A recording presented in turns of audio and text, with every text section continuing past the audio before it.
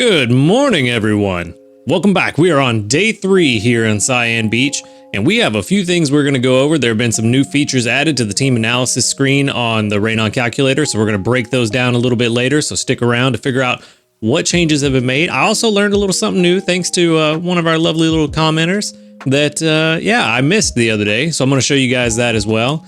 But before we get into all that, we are going to grab our 5 diamonds from going to sleep on time. And then we're going to get a 1 press dismissal of the dark screen. Grab our 100 sleep points, puts us at 2,219. We've already almost made back the points we spent last week. It's fine. I'm not sad about it at all. Let's grab our daily lottery. Maybe we can get some diamonds. Ooh, a dream cluster. Very nice. Definitely going to hold on to that. We've got quite a few put back for the next time we get a double dream shard event, which I'm hoping will be soon because I don't want to have an entire inventory full of just dream clusters. We are also going to start off with Ultra 4. Not bad for Wednesday. Ultra 4 already looking pretty good for us to actually hit Master 9, which was the prediction. But even if we don't, I'm not super worried about it. The only thing I'm here for really is pincer. That's really the main thing I need is a pincer. But it is the big session 200. We've been at this for quite a while now. We started back in September, so we're pushing, what is that, almost 6 months now? Let's see, I should have done this math already. October, November, December, January, and February. Yeah, 5 months. So we've been at it for a while. Learned a lot, had a lot of fun. Hopefully, plenty more fun to be had. We did get 9 hours and 20 minutes of sleep. And that leaves us with 14% dozing, 49% snoozing, and 37% slumbering. That is a balance type. That's not bad. I mean, ultimately, it doesn't really matter this week with the event going on, but interesting. With Ultra 4, let's at least break 20 million. That would be nice. Come on. Not quite. 18.8 million, not bad at all. We did get a 3-star, so it's a pretty good potential for a new sleep style at least. Still not quite to the full board of spawns yet, but we are almost certainly going to be there tomorrow.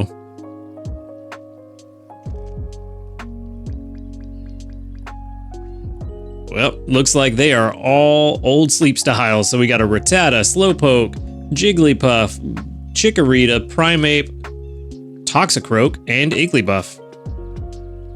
Drew a total blank on his name. Fun fact, I don't actually read the photos, I just call them from memory, so. Sometimes I lose the name. And the Jigglypuff is hungry. I don't really know that there was anything else we really care for. Honestly, the Igglybuff may be the better one to catch anyway, just so we get an extra evolution for the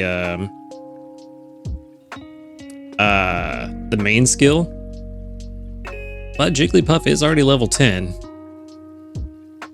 And with the right sub-skills, that extra evolution may not even matter. You know what? Let's try it. Let's see what happens.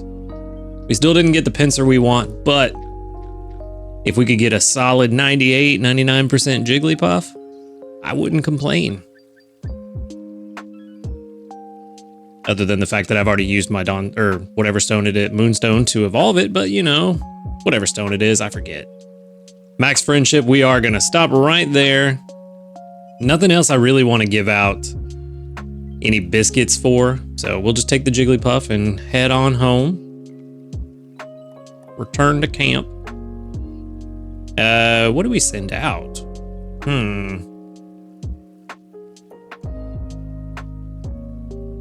You know, let's send out...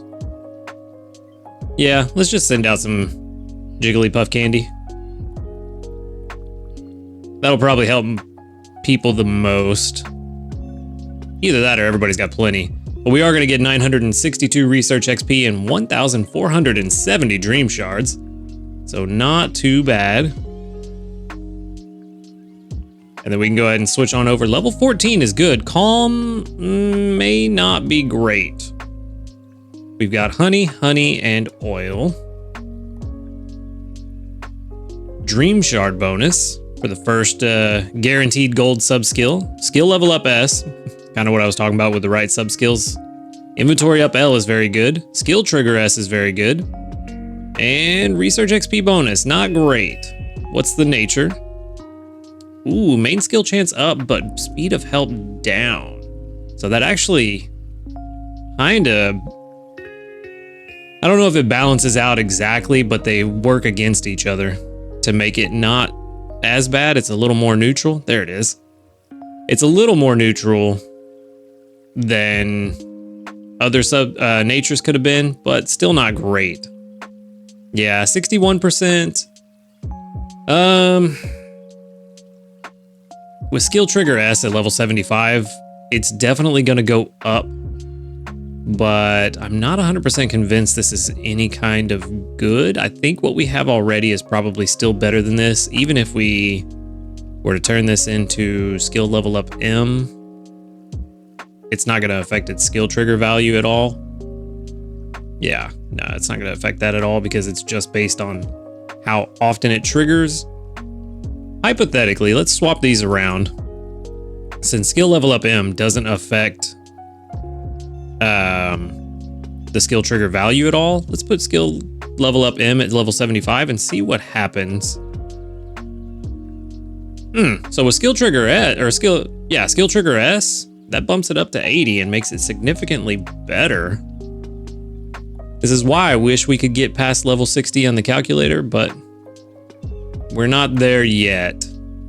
And then if we take this and actually turn this into skill trigger M, where's it at? There we go. It's probably significantly better. Yeah, so that puts it at 88%. Again, the problem is it's going to be very low skill trigger until we get to level 75. And is it worth the investment and the wait? And I'm not convinced that it is, since we have other Jigglypuff candidates that are around this same rating, but without us having to manipulate the sub skills to make them look better. So interesting little experiment, but ultimately I think what we have, we have a Wigglytuff and a Jigglypuff. I think they're both better than this one just because we don't have to wait so long. So yeah, this one's gonna go to the professor. Unfortunate, but it is what it is. And let's go ahead and move on. We are going to go ahead and do things a little out of order because I was a little late sitting down to record today. So I was trying to understand what these new features are before we go over them. So we're going to go ahead and collect all of our ingredients and everything. Starting off with a skill trigger from Blastoise is very, very good. Can we start off with a skill trigger here? No. Dodrio did activate once yesterday, but only once. Where is Raichu? There you are. Give me them apples. And surprisingly, Raichu has actually been providing far more apples than what was predicted by the team analysis, so that has been good. But let's see what we can make today. Hopefully we can get that lovely Kiss smoothie. That's exactly what we want, and sure enough, we can. So let's get this going. We will fill in, look at that, 37 apples, and that's only been from what Raichu has brought in and what few apples we've gotten from ingredient magnets. So I cannot complain about that. That will be very beneficial for the rest of this week. We'll fill in the rest with tomatoes. We're still just trying to see how things go with using lower level ingredients for filler. And so far, it seems to be doing all right. I'm not really noticing much of a difference with using tomatoes versus using mushrooms and herbs. It seems to be within a couple 100 points of each other. And granted, over the course of the week, that can add up, but I'd rather save the mushrooms and herbs for a better recipe that will get the dish strength bonus applied to it. So I think it's worth the trade-off in the long run. That is 15,063. Doesn't put us quite to Ultra 5, but we are almost there. Certainly going to hit that by the end of the day. And we can go ahead and move on with the rest of the usual episode. No new news. Oh, but we do have a little gift. What do we have here? Yo, okay. 30 cocoa. Interesting. Nice little box of chocolates, I guess. 5 Poke Biscuits. And 5 ingredient tickets S's. Those, ooh, that was a pretty good gift. I'm guessing it's just because it's Valentine's Day. Thank you, select button, for the free chocolates, I suppose. Let's check out these community reports. And we've got 41 reports with 1, 2, 3, 4, 5, 6, 7, 8 that doubled up. So right around 20%, not bad at all. 1 level up. 2. Ooh, can we go for 3? Nope. 2 level ups, good for 1 Handy Candy Small and 1 link cable. And then we will grab these missions and we will jump into the meat and potatoes of today's video so I can show you guys what I have learned and the new features. So we did get Snorlax to Ultra 1, which is one of the Valentine's missions for a ingredient ticket M. And then we also completed a weekly mission for getting to Ultra 3, which is another Dream Cluster S. Getting that Totodile incense will be very nice because we still desperately need a much better Totodile. But okay, let's go ahead and jump into the main topic of today's video. There have been some changes on the team analysis screen. I'm going to start with the thing that I learned thanks to the comments. When I did the auto team maker, if you remember from Monday's video, I did the auto team maker and exported the team that it suggested to team analysis. And then when I came to team analysis, it was blank and I couldn't figure out why. Thought I did something wrong. Turns out I didn't do anything wrong. I just didn't do the next step. So after you go into auto team maker, and we'll just say we're on Cyan Beach and blah, blah, blah. We'll just hit a strength team. Doesn't matter what the team is. We'll click this one and export to team analysis. Boom. Team name. We'll just name it test and export. So now once we've done that, we can go to team analysis. Still shows the original team that we have for this week. Nothing's changed. Looks like it didn't work. But in reality, you need to come down here to this little button that has an alphanumeric code. Click on that. And then here's the team we tried to set up and exported on Monday. And here's the team that we just exported, the test team. So we can freely swap between our teams at any point. I don't know if there's a limit to the number of teams you can have, but at the very least, you can have several teams set up. Probably, I'm assuming at least 1 for every island. And then other theoretical teams that you're just trying to test things out, see how they work, see if it's worth investing in them, things like that. So I wanted to point that one out since it was pointed out to me. The other new thing that they just added, I believe it was last night that it went live, you'll see there's this new button, Sync All Pokemon. And for this, I'm going to switch back to the team that we have for this week. Now, the way that this works is you're going to link your Pokemon on the team analysis screen to a Pokemon that's in your box. So if you look, Venusaur right now is level 29. If we go to our Pokemon box, Venusaur is level 30. So when we go back to team analysis, Venusaur is level 29. So what we want to do is click the little 3 dots right above Venusaur's box on the left. We're going to click on that. We're going to click on Pokebox linking. And then we're going to click on Pokemon box. Choose our Venusaur that is level 30. You can see the 30 right there over its little icon. We're going to click on Venusaur and we're going to click the little chain link button right here. And then you'll see this chain link appear next to Venusaur on the team analysis screen. Notice none of the others have that link, so they are not linked to a Pokemon in the box. But also now that we've linked it, it updates to make it level 30. The fun part about this is now we can run tests. So let's just say this Venusaur is level 60 just because we want to see what it looks like. You know, we're just figuring things out, trying to plan for the future. We put this up to level 60 just to see what kind of ingredients it's going to bring in, how many berries, that kind of thing. Whatever you're looking at. When you're done testing, you can hit sync all Pokemon and it returns them back to whatever their Pokebox stats are. So that's what Pokebox linking does. Now, let's see, let's save. This is one thing I haven't tested out yet, so we're gonna test it on the fly. In my testing to figure it out, again, I was doing this like 10 minutes before I recorded, trying to figure it out.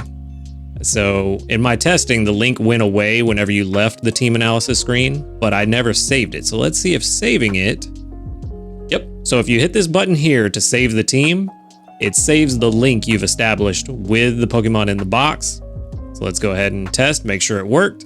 We'll put this back to level 60. As you can see there, sync all Pokemon, right back down to level 30.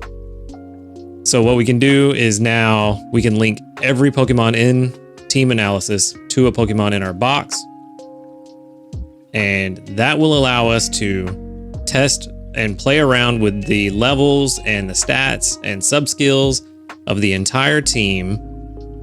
And then when we're done, just hit the simple sync all Pokemon button and reset everything back to normal.